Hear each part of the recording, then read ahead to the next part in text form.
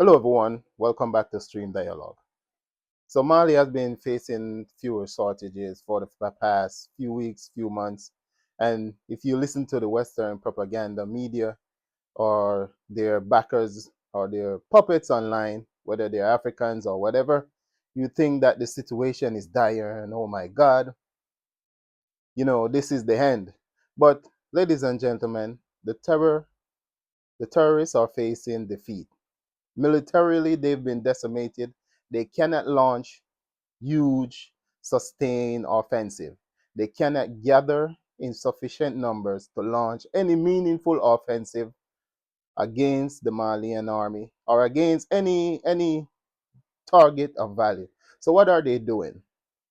They are using these pinprick attacks, these sabotage attack to attack fuel supplies, tankers, tankers that supply fuel throughout Mali, and also they are attacking infrastructure development, roads construction, other construction throughout the country.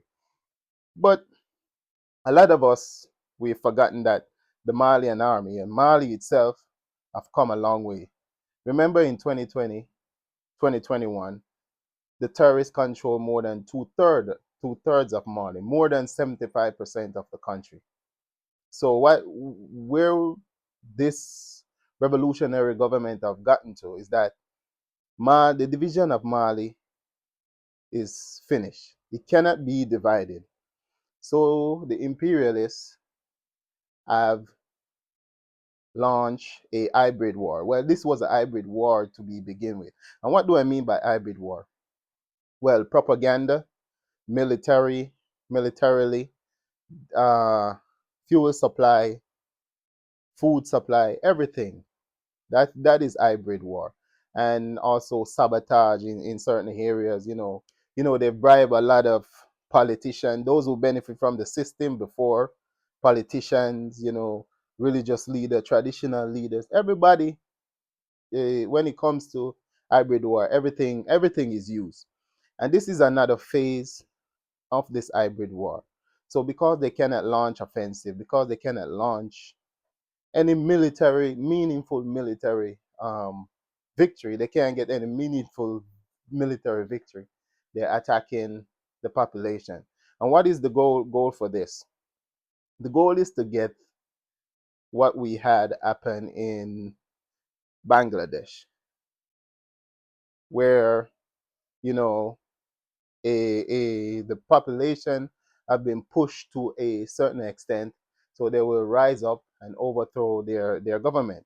But I think the West, the imperialists themselves, have they they still don't get it when it comes to color revolution, like what we see happen in Bangladesh and Nepal recently. That can work with a unpopular government, a government that is not supported by the people, or a government that is not supported by the military. It's like you're going to let the military, or the popular military government, overthrown by by the military themselves. Yes, they can bribe a few military officers, generals, but it's not going to work. So, guys, remember in 2021, Mali was de facto divided.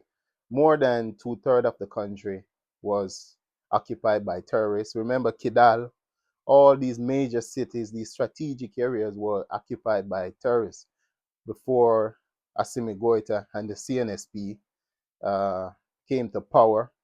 The Malian army was under-equipped, understaffed.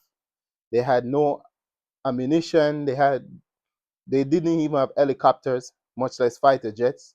And we see they've acquired all those things, rifles, everything the government didn't have. They've captured Kidal, of course. Remember the famous victory after the departure of all these foreign forces, whether it's the UN forces, French, and other European forces, and other Western forces were there. So what the Malian government have been able to achieve is remarkable. So during this time with the shortage of fuel. If we remember a few months ago, Algeria themselves made an announcement that they will be closing their southern border to the north of Mali. No fuel or supply will go through their southern border. So for us who are analysts, we know that this was the goal of Algeria, backed by France, of course, and its Western partners, uh, Western masters, I would say, to cause fuel shortage in Mali, so the population can be squeezed, pushed to the point of pushed to a breaking point, then revolt against the government. Remember, a few months ago, again, we have to put things together, connect the dots. Remember, a few months ago, a bunch of politicians wanted to, you know, conspire to launch this so-called protests, you know, about the living situation in Mali and blah blah blah. And then, a while after, some military was some military officers were arrested for attempting to destabilize the institutions of Mali. So everything is connected. The fuel shortage and everything was supposed to come together maybe around this point or a bit earlier, and the people will rise up. These opportunists, these opportunists, politicians, and civil servants will join the protests with these traitors in the military, and then overthrow the government. But I think, as Thomas Sankara said, imperialism is a bad student. It will not, it doesn't learn. It will try the same tricks over and over. They will try to take out a leader. They will try to overthrow a leader, except the means of doing this can vary. So for a lot of us, we see a lot of propaganda out there, and these people, they like to appeal to our emotions. A lot of us can fall for things like this. We're human beings, and you know, in the racist imperialist view, is that a lot of African people, black people, are very emotional, so they are easily manipulated, so they can appeal to our emotion.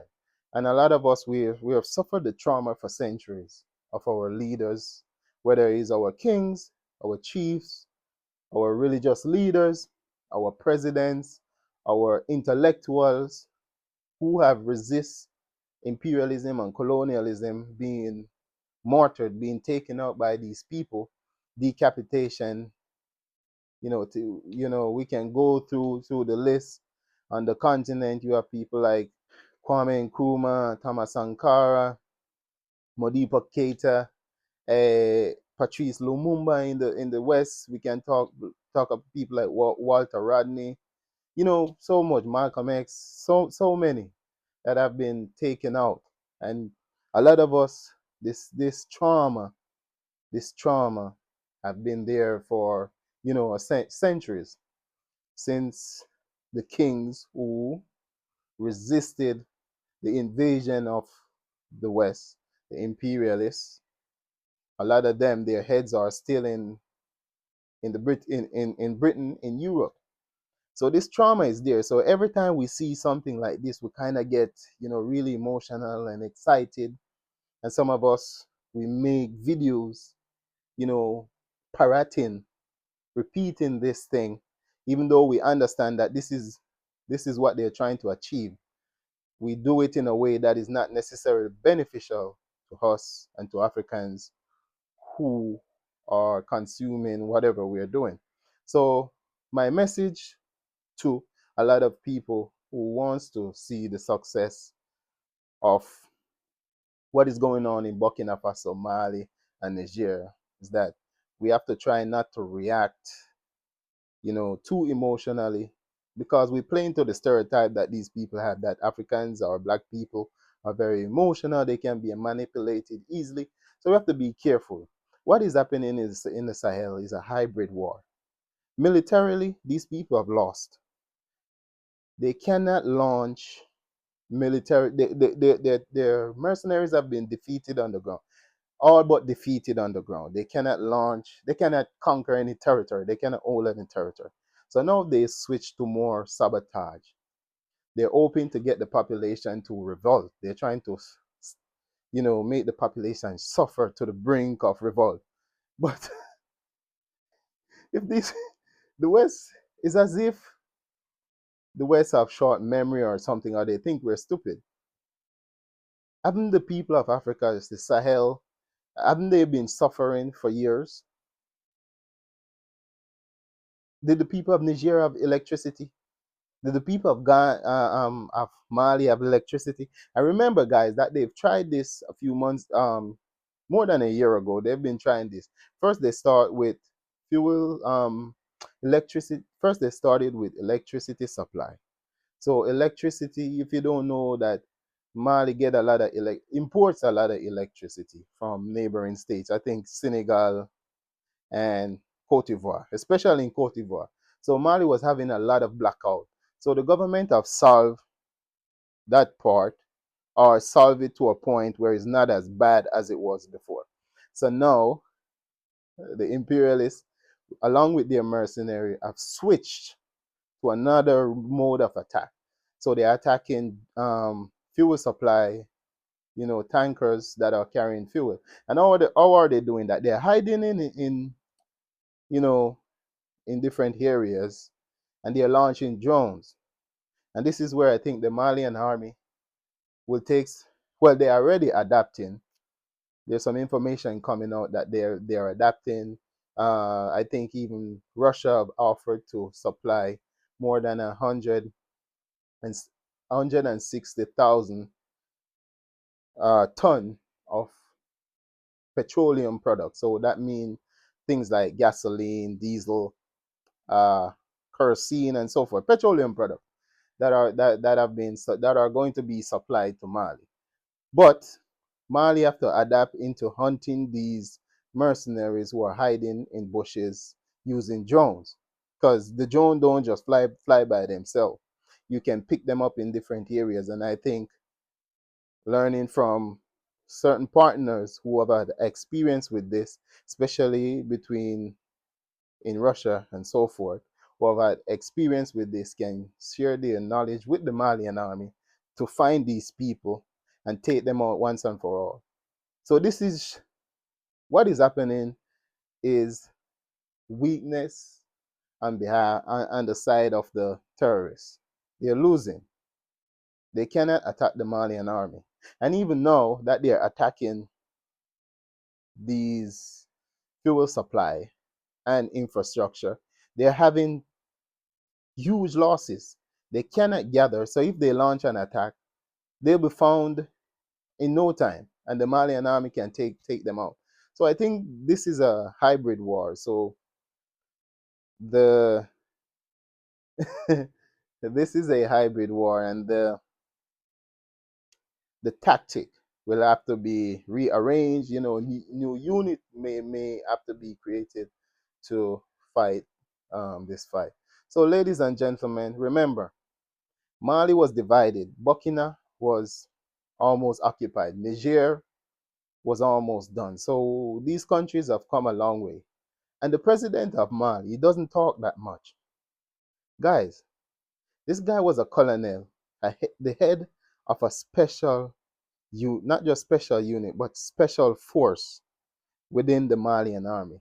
So you would ask yourself, how does a colonel manage to take power and not only that, get the rest of the whole military to follow him, and all that he has accomplished? Do you think some little, you know, yes, people are, the shortage of fuel is a problem. Do you think this will overthrow this government? No, it won't. This is just, and you see a lot of embassies and Western media are posting that, you know, oh, the shortage of fuel, they're acting like they're sympathetic to the Malian people, even though they're the ones who are causing this shortage of fuel. So, ladies and gentlemen, people throughout the world, what is happening is colonialism has failed. Neocolonialism is on its, it is it is being defeated, and this is where it's very dangerous. So we call on the Malian youths, the youth especially, the Malian population. Remember where you're coming from. And what is happening is showing the weakness of those who have caused the problem towards Mali and Africa as a whole. It show that they have been defeated and they will be defeated. So hold the course, support your government, organize yourself, and present solution and be a solution to what is happening in your country. So kudos to the youths of Mali, kudos to the people of Mali to continue to resist what is happening. Not just resist, but to thrive. Because if Mali succeeds, other countries will follow. If Burkina succeeds, other country will follow. And the president of Nigeria have said that if these Sahel states succeed, other country will follow. So don't expect these, imperialist France to go away. They will keep trying. France will keep trying, and they will try harder. They will come with different tricks, but the goal is still the same. The end goal is still the same. So thank you so much for joining this video, and we just wanted to come here and make it known that what is happening is not the government of Mali will not bow to this kind of pressure. And of course, they've already found solution, at least in the short term. I'm sure they're working on a long-term solution. So, ladies and gentlemen, thank you so much for joining Stream Dialogue.